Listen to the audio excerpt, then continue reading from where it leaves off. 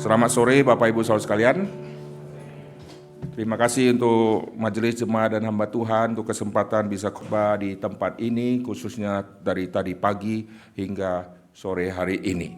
Dan saya akan membahas tema yang sudah dikasih kepada saya di dalam Injil Matius, yaitu mengenai Yesus menyembuhkan orang-orang yang sakit, lalu orang-orang yang sakit dilistkan di dalam satu grup. Lalu setelah itu muncul respon dari orang-orang yang menyaksikan, karena ini adalah tanda Mesias. Mari kita melihat di dalam Matius di pasal yang ke-15. Tadi di pagi KU1 saya sudah membahas tentang orang yang telinganya tidak bisa mendengar dan mulutnya gagap atau bisu. Di KU yang kedua tadi saya bahas tentang orang yang buta. Sekarang saya akan melanjutkan untuk kita menyoroti yang lumpuh, lalu kita akan kaitkan tanda Mesias berhubungan dengan penginjilan. Kita lihat Matius pasal yang ke-15 dari ayat ke-29 sampai 31. Kita akan baca ayat ini bersama-sama, 1, 2, 3. Setelah meninggalkan daerah itu, Yesus menyusur pantai Danau Galilea dan naik ke atas bukit, lalu duduk di situ. Kemudian orang banyak berbondong-bondong datang kepadanya, membawa orang lumpuh, orang timpang, orang buta, orang bisu, dan banyak lagi yang lain, lalu meletakkan mereka pada kaki Yesus, dan ia menyembuhkan mereka semuanya. Maka takjublah orang banyak itu melihat orang bisu berkata-kata, orang timpang sembuh, orang lumpuh berjalan, orang buta melihat, dan mereka memuliakan Allah Israel. Perhatikan, setiap kali muncul penyakit yang dilistkan di sini, waktu Yesus sembuhkan mereka, maka akan muncul kesimpulan dan rasa takjub karena mereka belum pernah melihat mujizat seperti ini terjadi sebelumnya. Nah, sekarang di kebaktian yang ketiga kita akan menyoroti yang lumpuh. Pada saat Yesus menyembuhkan orang lumpuh, di situ nanti muncul respons dan nanti kita akan melihat apa yang terjadi di hari Pentakosta. Mari kita lihat di Lukas di pasal yang ke-5, kita akan melihat orang yang lumpuh yang disembuhkan. Tadi saya sudah katakan di kebaktian umum baik yang pertama dan kedua, Tuhan memberikan iman kepada orang yang akan disembuhkan. Bukan setelah orang itu sembuh, barulah ada iman yang muncul. Sebelum sembuh Tuhan sudah kasih iman yang luar biasa. Lalu yang orang buta setelah disembuhkan, Tuhan uji imannya dan Tuhan tambahkan lagi imannya. Lukas kita lihat di pasal yang ke-5 dari ayat ke-17 sampai 26, kita tidak baca ayat ini semua, tetapi saudara perhatikan, lihat di ayat ke-17, ini pendahuluan yang sangat penting. Pada suatu hari ketika Yesus mengajar, ada beberapa orang Farisi dan ahli Taurat duduk mendengarkannya. Mereka datang dari semua desa di Galilea dan Yudea dan dari Yerusalem. Ini adalah perkumpulan yang sebetulnya tidak mungkin bisa terjadi karena orang yang ada di Yudea atau Yerusalem tidak bergaul sama orang yang ada di Galilea. Tetapi hari itu seolah-olah mereka rendah hati, tidak ada lagi permusuhan, karena demi dengar firman, mereka seolah-olah bisa bersatu. Tetapi waktu mereka seolah-olah bersatu, sebetulnya mau menunggu kesempatan untuk menjebak Tuhan Yesus. Maka kita lihat di sini, di semua desa Galilea, ini wilayah utara, lalu bisa bergabung sama yang ada di Yudea dan Yerusalem. Ini hampir tidak pernah bisa terjadi punya, tapi hari itu terjadi, seolah-olah mereka sekarang sudah bertobat, tidak lagi lihat permusuhan yang ada, karena firman Tuhan mempersatukan. Ini semua perkumpulan yang palsu. Lihat di ayat ke-18, datanglah beberapa orang mengusung seorang lumpuh di atas tempat tidur, mereka berusaha membawa dia masuk dan meletakkan di hadapan Yesus. Nah, peristiwa ini peristiwa yang sangat penting. Apa yang Alkitab mau sampaikan di dalam peristiwa ini? Di dalam peristiwa ini jelas ada yang lumpuh, jelas ada yang sedang terbaring dan tidak bisa berjalan. Tetapi heran, penulis kitab Injil, baik Matius, baik Markus, baik Lukas, waktu menulis bagian ini, setelah perikop ini selesai, maka 3 penulis Injil menempatkan ada cerita setelah orang lumpuh ini disembuhkan, yaitu panggilan Tuhan kepada Matius. Ada apa panggilan Tuhan kepada Matius, lalu sebelumnya bicara tentang orang lumpuh? Alkitab mau menyampaikan sebetulnya ada yang lumpuh, yang tidak terlihat secara mata jasmani, dan Matius itu orang lumpuh. Saudara membaca panggilan Tuhan kepada Matius sangat jelas. Matius duduk di rumah cukai. Kalimat duduk di rumah cukai ini kalimat yang sangat penting. Setiap hari Matius menghabiskan waktunya hanya duduk. Seperti orang yang lumpuh yang tidak bisa melakukan kegiatan selain berbaring. Tapi yang Matius duduk. Nanti Yesus calling dia, setelah calling Matius langsung berdiri. Seketika itu juga Matius langsung berdiri, langsung mengikuti Tuhan Yesus. Perhatikan peristiwa orang lumpuh waktu disembuhkan, nanti seketika itu juga dia akan bangkit dan Yesus akan menguji iman dia setelah nanti dia bangkit berdiri. Sebelum dia bangkit berdiri masih terbaring, Tuhan sudah memberikan iman yang luar biasa. Mari kita lihat Lukas pasal yang ke-5. Di ayat ke-17 LAI kasih referensi ada di Matius pasal 9, ada di Markus pasal ke-2. Nanti saudara bandingkan setelah peristiwa orang lumpuh, 3 penulis Injil melanjutkan panggilan Tuhan kepada Matius. Oke, nah sekarang kita lanjut Lukas pasal yang ke-5 tadi untuk melihat orang yang lumpuh ini.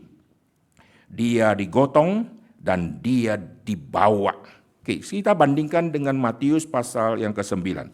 Coba lihat Matius pasal yang ke-9 waktu bicara tentang orang lumpuh. Pasal yang ke-9 Injil Matius di ayat 1, sesudah itu naiklah Yesus ke dalam perahu lalu menyeberang, kemudian sampailah ia di kotanya sendiri, maka dibawa oranglah kepadanya seorang lumpuh yang terbaring di tempat tidurnya. Ketika Yesus melihat iman mereka, berkatalah ia kepada orang lumpuh itu, percayalah hai anakku, dosamu sudah diampuni. Oke, sekarang saya akan ajak kita melihat yang Markus pasal yang kedua. Lihat di Markus pasal yang kedua, waktu bicara tentang orang lumpuh ini. Di ayat pertama, pasal kedua, kemudian sesudah lewat beberapa hari, waktu Yesus datang lagi ke Kapernaum, inilah kotanya sendiri. Ini kota Yesus. The town of Jesus, ini adalah Kapernaum. Tersiarlah kabar bahwa ia ada di rumah, maka datanglah orang-orang berkerumun sehingga tidak ada lagi tempat, bahkan di muka pintu pun tidak, sementara ia memberitakan firman kepada mereka. Ada orang-orang datang membawa kepadanya seorang lumpuh digotong oleh 4 orang. Nah, kita mendapatkan ada jumlah orang yang membawa orang yang lumpuh.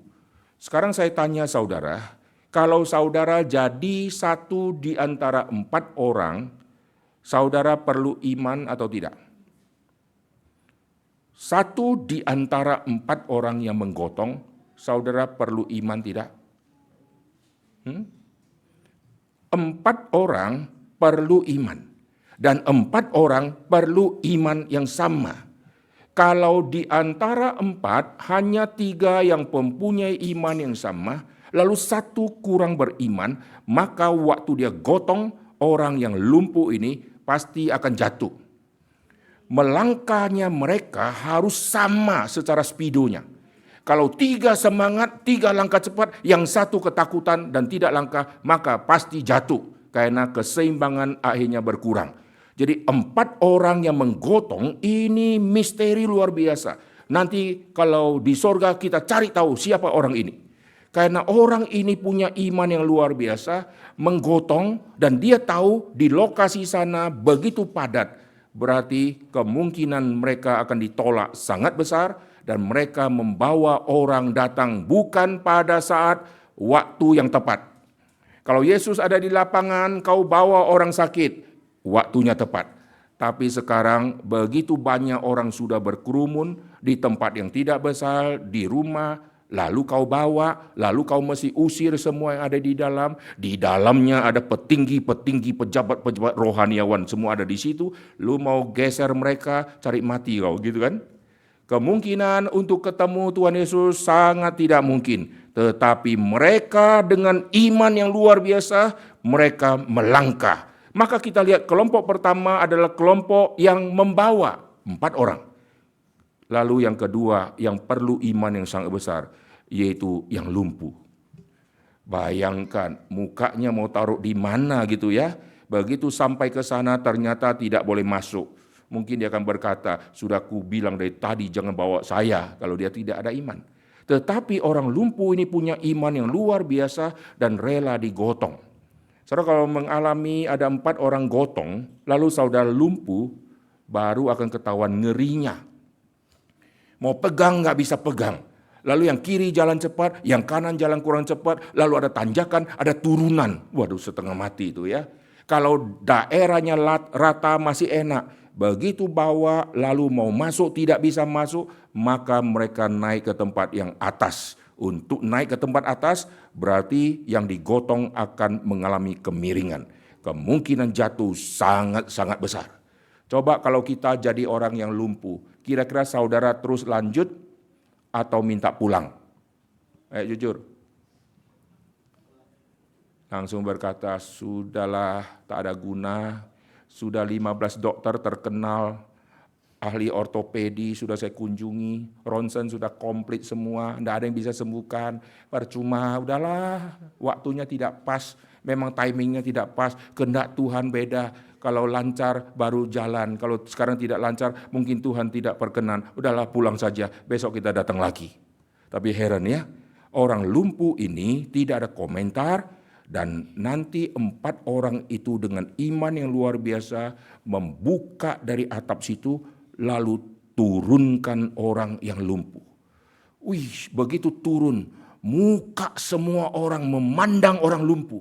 Coba saudara bayangkan ya, saudara masih bisa hai gitu. Lihat semua orang-orang yang mengerikan itu, pasti mukanya sangat menggenaskan dan orang lumpuh ini waktu diturunkan. Saya nggak bisa bayangkan apa yang dia pikirkan. Mau lari nggak bisa. Kalau dia lumpuh total, angkat tangan juga tidak bisa. Lalu gerakan kaki tidak bisa. Lalu muka kalau muram nggak enak. Muka senyum, orang tidak senyum. Wah, serba susah saudara ya. Dan heran, mereka bisa turunkan tepat di depan Tuhan Yesus. Dan Alkitab catat, Yesus memuji iman mereka. Jadi iman dari 4 orang dipuji oleh Tuhan Yesus, iman dari yang lumpuh dipuji oleh Tuhan Yesus. Jadi sebelum kesembuhan, iman mereka sudah mencapai level iman yang sangat tinggi. Kenapakah di situ ada orang Farisi kau tidak turunkan kepada mereka? Bukankah mereka orang rohaniawan yang juga bisa berdoa kepada Tuhannya? Kenapakah kasih ke Yesus yang anak tukang kayu? Tetapi mereka tidak serahkan kepada orang Farisi, pemimpin-pemimpin agama, mereka serahkan kepada Tuhan Yesus karena mereka tahu Yesus yang bisa sembuhkan. Padahal belum pernah ada orang lumpuh yang pernah disembuhkan sepanjang sejarah manusia. Karena Tuhan mempersiapkan penyakit ini hanya bisa disembuhkan oleh Tuhan Yesus sebagai penyembuh yang pertama. Setelah itu nanti rasulkah, hamba Tuhankah, siapakah yang Tuhan kasih kuasa, mereka bisa menyembuhkan, tapi orang pertama mesti Yesus karena ini adalah tanda Mesias.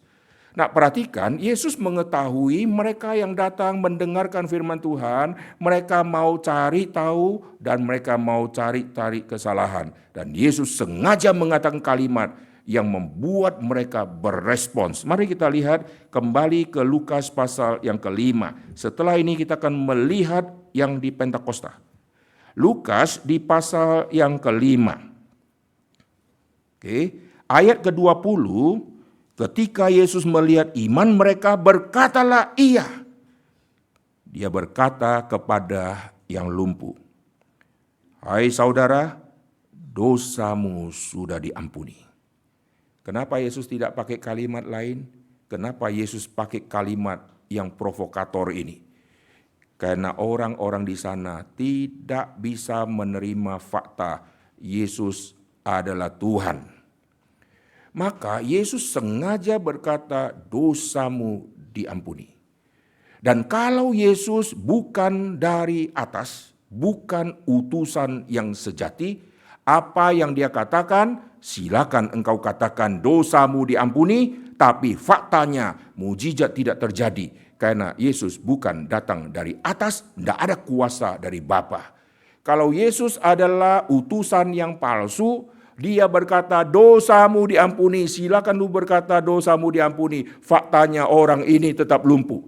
Tetapi Yesus membuktikan dosamu diampuni, sekaligus Yesus membuat orang ini berjalan. Karena ini adalah tanda Mesias. Mesias kalau datang, Mesias diutus oleh Bapa untuk mengkonfirmasi Yesus adalah Mesias yang sejati, yang datang dari atas, dan dia adalah Allah yang mengampuni dosa.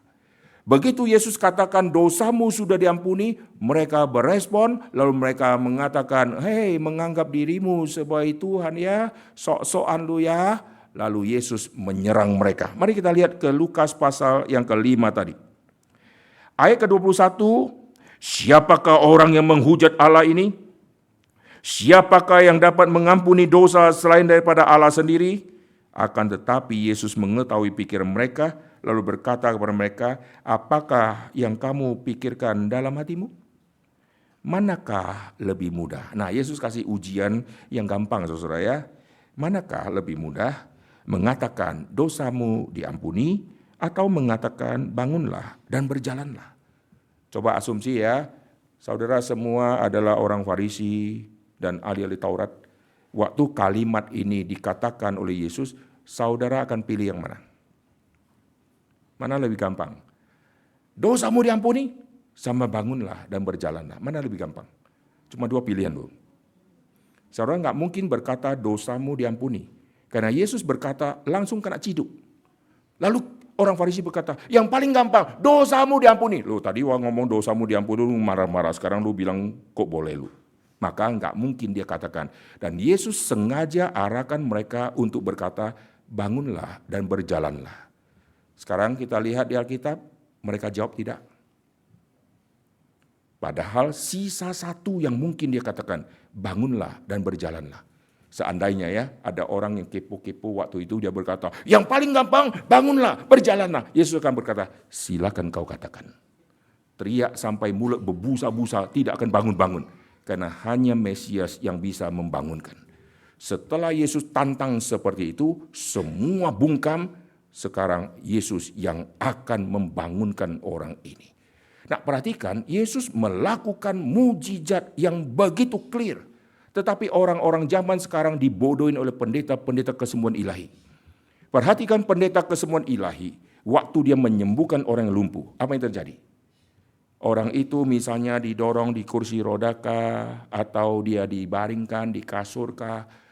Contoh yang kursi roda. Pendeta tepuk kakinya, suruh dia berdiri. Dan dia berdiri. Lihat waktu dia berdiri. Dia mulai pelan-pelan. Lalu ada orang pegang tangannya. Ayo. Dia mulai berdiri dan kakinya mulai masih goyang-goyang. Perhatikan kesembuhan ilahi yang ada. Lalu dia mulai melangkah. Satu langkah susah, langkah kedua susah, ketiga susah, 4 mulai gampang, nanti dia mulai loncat-loncat, mulai lari. Tetapi pakai waktu beberapa menit, baru dia bisa bolak-balik. Betul nggak? Itu semua kesembuhan yang palsu. Di dalam kitab suci, Yesus menyembuhkan selalu langsung. Seketika itu juga. Tidak ada tahap. Yesus menyembuhkan orang cuma 1 kali memakai 2 tahap. Yaitu yang dicatat di Markus pasal ke-8, menyembuhkan orang buta. Kenapa? Nah, saya tidak bahas hari ini.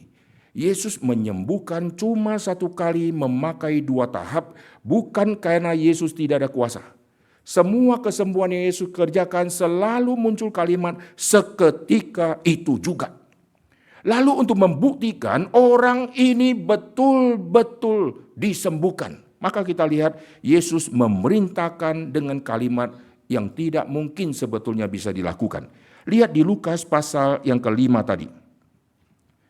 Ayat 24, tetapi supaya kamu tahu bahwa di dunia ini anak manusia berkuasa mengampuni dosa, berkatalah ia kepada orang lumpuh itu, kepadamu kukatakan, bangunlah, angkatlah tempat tidurmu, dan pulanglah ke rumahmu. Dan seketika itu juga bangunlah ia di depan mereka, lalu mengangkat tempat tidurnya. Tidak pernah ada dicatat di dalam sejarah kesembuhan, orang yang lumpuh waktu sudah disembuhkan, seketika itu dia berdiri, langsung angkat kursi roda. Maka lumpuh lagi nanti dia. Tidak ada itu. Bayangkan, orang yang lumpuh ini, dia bisa berdiri saja sudah hebat.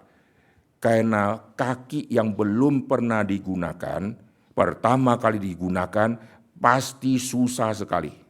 Kalau tangan saudara sudah dibungkus 4 bulan, lalu hari ini mulai lepas. Coba gunakan. Kakunya, ngilunya, tidak bisa buka, langsung ambil gayung, cerat, main layangan. Tidak bisa saudara ya, mesti menunggu waktu. Tapi perhatikan orang yang lumpuh ini, seketika itu dia berdiri dan angkat tilam. Kalau kakinya belum betul-betul sembuh, maka ambruklah dia. Betul nggak? Tapi Yesus memakai kuasa yang luar biasa, bukan hanya kaki bisa menopang seluruh berat tubuh dia bisa menopang seluruh beratnya kasur. Dan dia bisa bangkit berdiri seketika itu juga. Dan dia bisa pulang. Tidak usah digotong lagi, saudara. Ini kesembuhan yang luar biasa, dan hari itu setelah sembuh, lihat di ayat ke-26. Semua orang itu takjub lalu memuliakan Allah dan mereka sangat takut. Hari ini kami telah menyaksikan hal-hal yang sangat mengherankan. Setelah peristiwa ini Tuhan memanggil Matius. Jadi ada orang yang lumpuh secara fisik sudah disembuhkan. Nanti Tuhan akan menyembuhkan Matius yang lumpuh secara rohani. Saudara kita di sini mungkin kita tidak tuli, tidak buta, tidak lumpuh, tidak bisu. Tapi sesungguhnya kita tuli rohani, kita buta rohani, kita bisu rohani, dan kita lumpuh rohani. Tuhan mau menyatakan, lihat, Matius, kuping, mata semua bagus, kaki semua bagus. Tapi kenapa orang ini buang waktu hanya duduk di rumah cukai? Kaki dia tidak dipakai, hanya dipakai untuk duduk. Saya dari dulu pernah menghitung-hitung waktu yang kita pakai yang sangat-sangat banyak dan boros waktu, itu bukan tidur, tapi duduk. Saudara tidur paling berapa jam? Orang yang sudah sangat tua nggak bisa tidur lama, pasti jam 3, jam 4 sudah bangun duluan. Orang yang bisa tidur 8 jam, sampai hari ini bisa 8 jam, itu anugerah. Kebanyakan sudah berkurang tidak 8 jam. Satu hari 24 jam, kalau saudara bisa tidur 8 jam satu hari, sisa jam-jam yang lain kita gunakan untuk apa? Kebanyakan duduk. Saudara kalau tinggal misalnya di PIK, lalu kerjanya misalnya di Karawacika, atau kerjanya di Serpongkah, atau kerjanya di Kerawangkah, mulai bangun pagi, begitu bangun kita mulai hitung, saudara akan gunakan waktu untuk duduk. Saudara masuk toilet dulu, sambil duduk di kloset, sambil jawab-jawab WA, upgrade senjata, Shopee dicek, Tokopedia dicek gitu ya. Semua sudah dicek, akhirnya keluar dari toilet. Dulu orang ke toilet tidak lama, dia lama karena merokok di toilet. Sekarang orang di toilet tidak merokok, tapi lama saudara ya. Apa yang dikerjakan di dalam, tidak keluar-keluar dia. Maka rumah mesti tambah toilet. Karena anak pertama, anak kedua, anak ketiga, kalau anaknya empat toilet nanti ya. Karena semua ada kerjaan di dalam toilet. Duduk. Mulai duduk, coba hitung. Ke toilet berapa lama? Setelah duduk selesai, kalau dia makan pagi, dia duduk. Coba hitung berapa lama dia duduk. Setelah itu dia ke mobil, dia duduk kena macet hampir 2 jam. Waktunya sudah habis 2 jam, hanya duduk di mobil. Sampai ke kantor, dia naik lift, masuk ke lantai 6 atau lantai 7 tempat ruang kantor. Sejak itu dia mulai duduk dari jam 8 sampai jam 12 tank, dia keluar cari makan. Naik mobil, duduk lagi. Sampai ke restoran, duduk lagi. Habis duduk, naik mobil lagi, duduk lagi. Sampai ke kantor, duduk lagi sampai jam 5. Lalu bubar, duduk lagi di mobil. Macet lagi 2-3 jam. Sampai ke rumah, sudah capek, duduk lagi, drakor. Hidup manusia banyak dipakai untuk duduk. Dan hari terus berlalu, tahun terus berlalu. Dan kaki kita belum dipakai untuk pekerjaan Tuhan. Maka secara kaki bisa melangkah, sebetulnya kita ini semua lumpuh rohani. Telinga kita begitu bagus yang kita pakai untuk dengarkan apa? Kita tuli rohani. Kita tidak peka apa yang Tuhan mau kita dengar. Mata kita bisa melihat semua, bisa membedakan semua warna. Tapi mata kita tidak tajam melihat Tuhan bekerja. Mulut kita sudah berkata-kata sejak pagi sampai malam begitu banyak kosakata, tapi tidak ada satu kalimat tentang firman yang kita katakan di dalam mulut kita. Kita bisu rohani, kita buta rohani, dan seterusnya. Maka tadi pagi saya katakan kalau ada orang yang kena penyakit yang disebutkan tadi, bagi orang Yahudi ini orang yang sangat-sangat kasihan karena mereka dianggap orang remeh, orang yang sedang dibuang oleh Tuhan. Kalau saya buta secara fisik, tuli secara fisik, lumpuh secara fisik, bagi orang Yahudi ini sampah dan orang yang sedang dihukum oleh Tuhan dan kerjanya hanya bisa mengemis saja. Bagaimana dengan kita yang lumpuh rohani? Kita juga adalah tanda petik sampah di hadapan Tuhan yang tidak signifikansi. Tuhan berfirman, kita budek. Tuhan bekerja, mata kita buta. Tuhan kasih firman untuk kita katakan, kita simpan firman Tuhan di dalam hati dan tidak katakan. Tuhan kasih destinasi, kita tidak gerak. Kalau sakit fisik, orang Yahudi anggap kau orang aib. Kalau kita sakit secara rohani, bayangkan di hadapan Tuhan, kita orang sampah dan orang buangan. Maka tadi di pagi saya katakan yang sakit fisik, Yesus jamah mereka, dan Yesus sudah berikan iman kepada mereka, dan mereka bisa mengaku bahwa Yesuslah yang bisa sembuhkan, dan Yesus mengangkat derajat mereka dari yang sampah-sampah menjadi orang penting dan dikhotbahkan di sepanjang zaman. Karena mereka mempunyai iman yang beda dengan orang yang lain. Lalu bagaimana dengan kita yang lumpuh-lumpuh ini? Kita adalah sampah, tapi Kristus akan menyembuhkan. Maka kita lihat di hari Pentakosta, organ-organ ini muncul. Tadi saya sudah katakan tentang telinga, ini organ. Lalu mata, lalu mulut, lalu kaki. Yang telinga tuli, yang mata buta, yang mulut bisu, yang kaki lumpuh. 4 bagian ini nanti muncul di dalam peristiwa Pentakosta.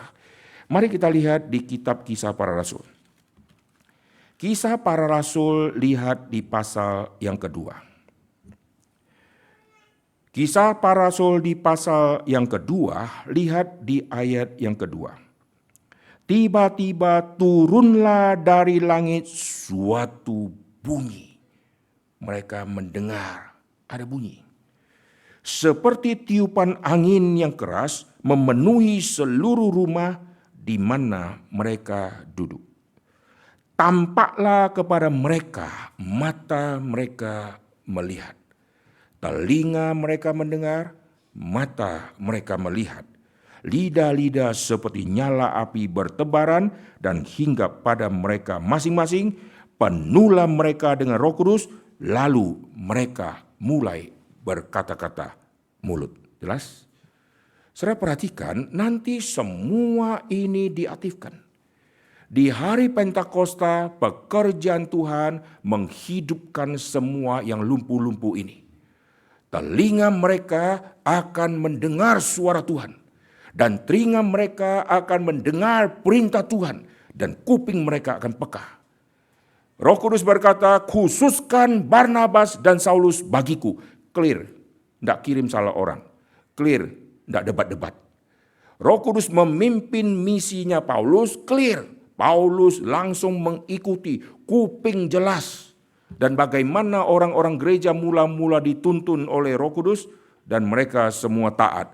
Apa yang mau dikatakan, Tuhan pesan kepada mereka untuk mereka katakan, maka mereka akan katakan apa yang Tuhan firmankan. Kuping mereka sekarang dipulihkan, dan mata mereka melihat Tuhan bekerja.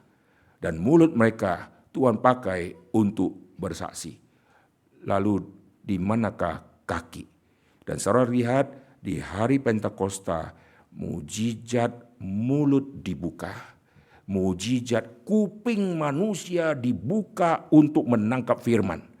Lalu mata memandang. Orang-orang banyak yang berkumpul, mereka kupingnya hanya kuping lokal, hanya ngerti bahasanya mereka. Mereka tidak nangkap firman Tuhan itu agungnya seperti apa. Begitu Petrus berkhotbah, dengan bahasa yang Petrus pakai, orang-orang sana mendengarkan di dalam bahasa mereka masing-masing, dan mereka tersentuh luar biasa, dan mereka digerakkan Tuhan, mereka bertobat. Hari itu kuping mereka betul-betul disembuhkan, menangkap benih firman Tuhan yang masuk, dan membuat mata mereka terbuka, dan mereka minta diri dibaptis. Habis itu mereka pasti pulang ke kampung halaman. Saya percaya mereka adalah utusan-utusan Injil di hari Pentakosta. Karena nanti mereka akan pulang mewartakan berita yang mereka sudah saksikan, yang mereka sudah dengar, dan mulut mereka akan berkata-kata. Dan perhatikan, mujizat di hari Pentakosta, ada satu mujizat nanti yang Petrus kerjakan. Dan mujizat itu adalah orang lumpuh disembuhkan. Heran. Kenapa tidak penyakit yang lain? Kenapa dituliskan yang lumpuh? Kita lihat di pasal yang ketiga. Setelah pasal kedua Pentakosta, di pasal ketiga langsung lumpuh disembuhkan. Di Kisah Rasul pasal ketiga, ayat pertama, pada suatu hari menjelang waktu sembahyang, yaitu pukul 3 petang, naiklah Petrus dan Yohanes ke bait Allah. Di situ ada seorang laki-laki yang lumpuh sejak lahir. Tidak usah tunggu Mesias yang sembuhkan, karena Mesias sudah sembuhkan. Pintu kunci pertama kesembuhan orang lumpuh sudah Yesus kerjakan, maka rasul-rasul bisa lakukan, karena yang pertama sudah Yesus kerjakan. Lihat di sini, lumpuh sejak lahir. Saya bersyukur kalimat ini, lumpuh sejak lahir. Banyak kita sebagai orang Kristen, sebetulnya kita lumpuh sejak kita mengaku Kristus sebagai Tuhan dan Juru Selamat. Karena kita tidak pernah gerakkan kaki kita untuk mengikuti apa yang Tuhan ingin kita kerjakan. Matius, kau orang Yahudi ya, namamu Lewi ya, bagus ya. Lewi orang yang kerja di rumah Tuhan ya, lu kok di rumah cukai. Namamu bagus, tapi hidupmu kok tidak cocok. Tapi Matius tidak peduli, pokoknya kerja di rumah cukai. Sampai Yesus calling dia, kuping dia mendengar panggilan Tuhan, dan akhirnya mata dia tertuju kepada Tuhan Yesus, dan dia tinggalkan semua kenikmatan yang dia pernah lihat.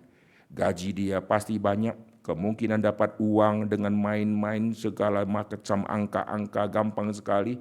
Lalu masa depan begitu cerah, begitu dia memandang kepada Kristus yang memanggil dia letakkan semua, lalu dia melangkah mengikuti Tuhan Yesus. Nah, perhatikan orang yang lumpuh ini. Coba kita lihat. Dia kerjanya hanya mengemis. Di ayat kedua, lumpuh sejak lahir sehingga ia harus diusung.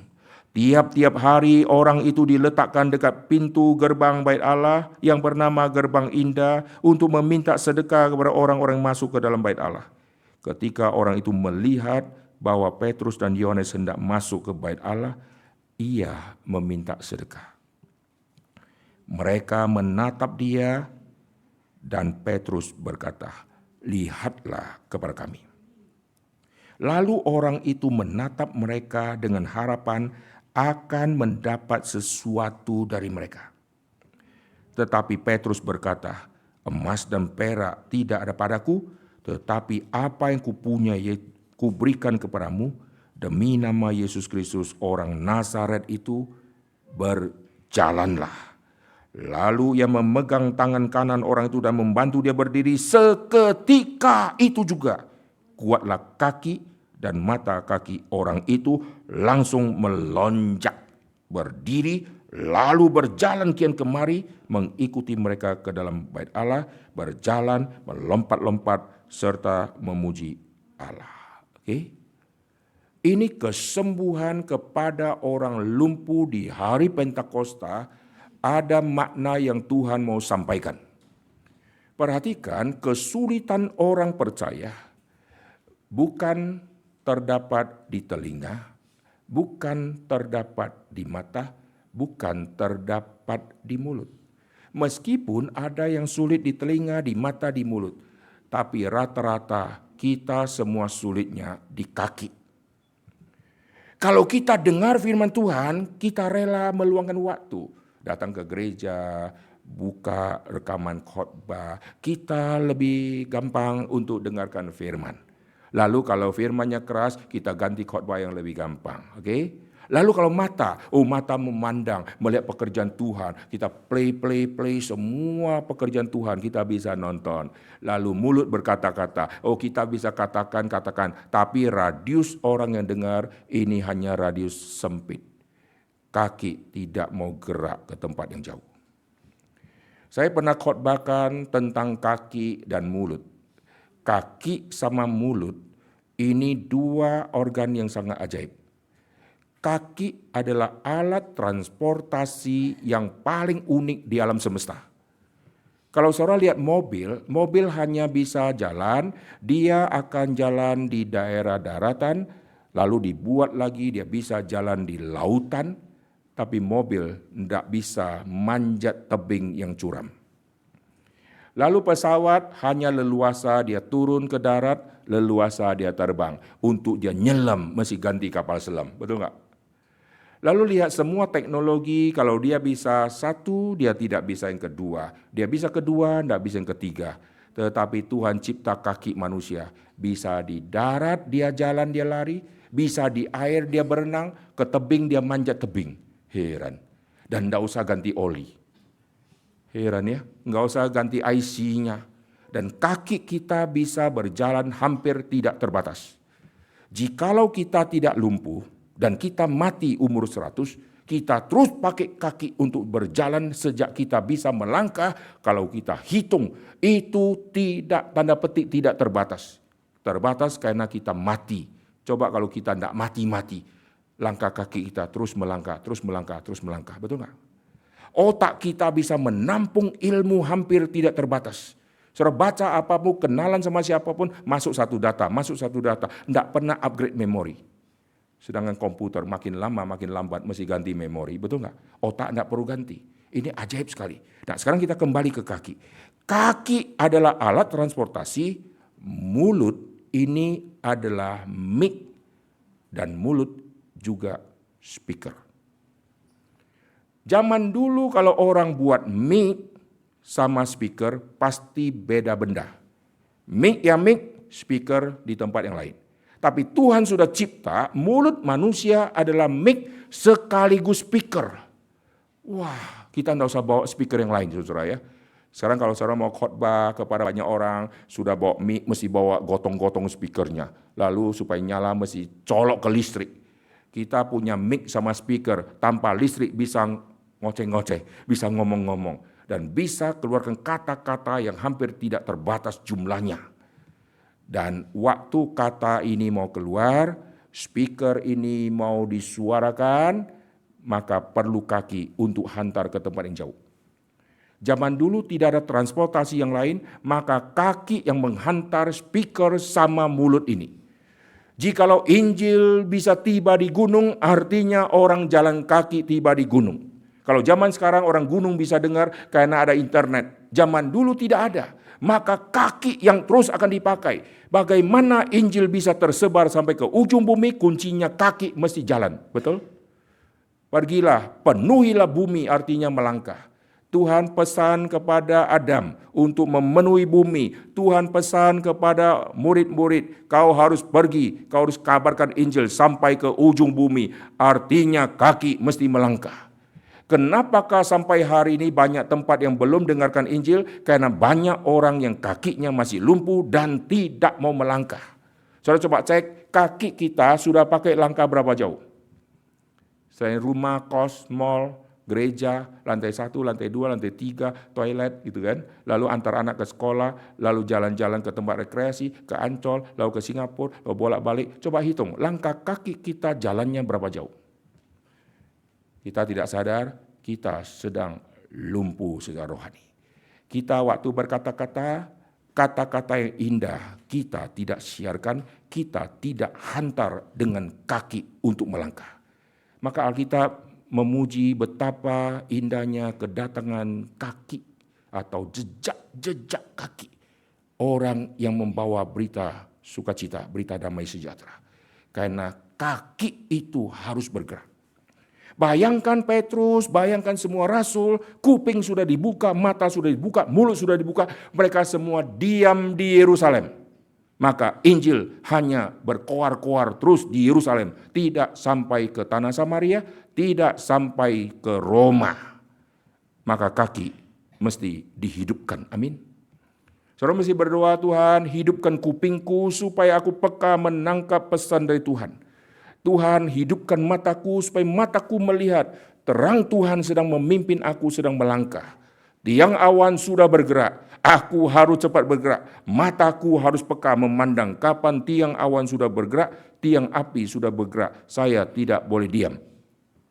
Lalu setelah dengar, setelah lihat, maka mulut harus berkata-kata. Nah, kombinasi semua ini menjadi kombinasi yang sangat indah. Dan semua yang disebutkan ini semua berhubungan dengan tanda Mesias, di mana Mesias akan sembuhkan yang tuli, yang buta, yang bisu, dan yang lumpuh. Nanti sampai kepada zamannya Yohanes, waktu dia menulis kitab Yohanes, bukannya kitab Injil, tetapi dia 1 Yohanes, dia memunculkan kombinasi organ-organ ini. Mari kita lihat. Di dalam kitab 1 Yohanes, dia memunculkan kombinasi ini. 1 Yohanes, lihat di pasal yang pertama. Apa yang telah ada sejak semula, yang telah kami dengar, ini kuping. Yang telah kami lihat, ini mata. Lihat dengan mata kami, yang telah kami saksikan, yang telah kami raba dengan tangan kami tentang firman hidup, itulah yang kami tuliskan kepada kamu. Hidup itu telah dinyatakan dan kami telah melihatnya. Dan sekarang kami bersaksi, mulut. Dengar, lihat, saksi. Dan memberitakan kepada kamu tentang hidup kekal. Yang ada bersama-sama dengan Bapa dan yang telah dinyatakan kepada kami, apa yang telah kami lihat, mata ya, yang telah kami dengar, telinga, kami beritakan mulut kepada kamu juga, supaya kamu pun beroleh persekutuan dengan kami, dan persekutuan kami adalah persekutuan dan seterusnya. Perhatikan ciri dari mereka setelah Pentakosta, kaki mereka terus melangkah. Alkitab catat dari hari Pentakosta, berapa pasal setelah itu, seluruh Yerusalem sudah penuh dengan nama Yesus. Berarti kaki terus melangkah. Yerusalem, Yudea, lalu sampai ke Samaria, Tuhan kirim si Filipus. Lalu nanti merobos sampai ke tempat yang jauh, Tuhan taruh Paulus untuk menjelajah wilayah termasuk tembus sampai ke Eropa. Kakinya sekarang melangkah. Sebetulnya Injil Tuhan sudah kasih. Tuhan sudah kasih di mulut kita untuk kita katakan. Tuhan sudah nyatakan melalui mata yang sudah melihat. Masalah yang paling besar di zaman sekarang, kaki tidak mau pergi. Coba kalau ada slide bicara tentang misi. Ada gambar tentang orang pelosok. Lalu kita dengar semua keluh kesah orang pelosok. Mereka menantikan kapan ada hamba Tuhan datang melayani kami. Waktu kita sudah dengar cerita kesaksian, kita tersentuh. Mata kita melihat mereka haus firman Tuhan. Lalu kita tahu apa yang kita mau sampaikan, yaitu berita penghiburan kepada mereka. Nanti mentoknya kaki malas melangkah. Saudara cek, mayoritas orang tahu firman, tahu apa yang akan dikatakan, tapi kaki yang paling berat. Tapi kalau jalan-jalan, kakinya sehatnya luar biasa. Kalau untuk misi beratnya luar biasa. Ngapain kita pergi jauh-jauh? Kalau pergi yang rawan-rawan, kita akan mati di situ. Akhirnya Injil tidak menyebar sampai ke tempat yang jauh. Maka mulai hari ini saudara mesti perhatikan ya, lumpuh rohani. Kalau Matius tidak disembuhkan lumpuh kakinya ini, maka tidak ada Injil tiba di daerah Ethiopia. Meskipun ada sida-sida Ethiopia pernah dengarkan Injil dari Filipus, tapi sejarah gereja mencatat Matius pergi sampai ke Ethiopia. Sejarah gereja mencatat Thomas pergi sampai ke India. Kalau kaki tidak mau gerak, tidak mungkin menembus sampai ke India. Coba lihat Yerusalem menuju India. Wah, kalau ada pesawat enak ya. Zaman dulu tidak ada pesawat dan mereka pergi. Coba lihat Yerusalem lalu ke Roma. Aduh jauhnya ampun. Zaman sekarang kita naik pesawat ke Roma saja itu pantat pegel saudara. Apalagi zaman Paulus, dia harus mampir dari daratan, lalu lewat lautan, lalu lewat gelombang. Waduh susahnya luar biasa. Dan akhirnya bisa tiba di Roma. Dan Tuhan kasih dia kaki yang kuat. Nah sekarang kita lihat ya, kecenderungan manusia lututnya mulai jebol. Nah ini sebetulnya hal yang sangat kasihan sekali. Pak Tong pernah mengatakan di zaman dulu, dia bilang kita harus jaga kaki kita baik-baik. Karena kalau kita bisa berkata-kata, tapi kalau kaki sudah tidak bisa gerak, maka kita tidak leluasa lagi. Kita mau ketemu orang, kaki nggak bisa langkah. Kita mau terbang, kaki nggak bisa naik pesawat lagi. Dan hambatan akan terjadi. Maka lutut harus dijaga. Dan mayoritas orang zaman sekarang rata-rata sudah kena OA. Maka mesti jaga baik-baik ya. Saya juga ada OA saudara. Tapi saya tidak peduli, saya pakai terus. Kalau sudah kena, langkah sudah tidak maksimal. Dan Pak Tong lututnya sangat-sangat susah untuk dia gerakkan. Tapi dia tetap lawan sakitnya, dia tetap melangkah meskipun susah. Dan dia tetap naik pesawat, dia tetap pergi, dan dia tidak mau kaki menghambat dia. Nah ditambah lagi sekarang ada zaman internet, membawa kita lebih cepat lagi kabarkan Injil sampai ke tempat yang jauh. Tapi ingat, kaki tidak boleh dihentikan. Kaki tetap harus pergi, amin. Internet bisa tiba di mereka, kaki harap juga bisa tiba di mereka. Maka kalau kita jalankan semua ini, saya percaya Injil akan meledak luar biasa dan banyak orang akan dengarkan Injil jikalau orang Kristen melangkah. Kebanyakan orang Kristen langkah, tidak mau, mulut pun tidak mau berkata-kata. Sekarang gampang sekali, tinggal klik live, langsung berita firman bisa tersiar dan disaksikan oleh banyak orang. Tinggal live saja, hai, shalom, bacakan ayat firman, lalu kabarkan Injil kepada orang yang saudara tidak tahu siapa yang akan klik. Pokoknya ngomong saja. Nanti Tuhan akan gerakkan orang itu klik dan orang itu dengar. Amin. YouTube ada, medsos ada, internet ada. Terakhir, dari zaman dulu orang berdoa, Tuhan biarlah Injil tersebar sampai ke ujung bumi. Tuhan biarlah kerajaan Tuhan diperluas di muka bumi. Ini semua doa dari orang Kristen sepanjang zaman. Dan mereka tidak tahu doa mereka sudah dijawab di zaman ini. Kapankah Injil cepat disebarkan sampai ke ujung bumi? Inilah zamannya. Hari ini kalau saya khotbah di live kan, lalu dikasih caption dengan banyak bahasa, detik yang sama orang Amerika bisa dengar. Detik yang sama, orang yang dapat wifi bisa klik.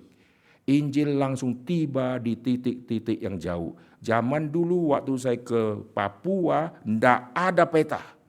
Dan tidak ada map. Sekarang saudara sampai ke Papua gunung, ada sinyal.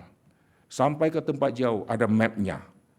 Hampir tidak ada tempat lagi yang terlalu sulit, karena satu persatu tempat sudah bisa dijangkau oleh frekuensi, oleh sinyal handphone, dan saudara bisa komunikasi kecuali tempat-tempat tertentu saja. Itu pun kalau tempat itu tidak bisa, saudara jalan berapa meter, nanti di bawah pohon ada sinyal di situ.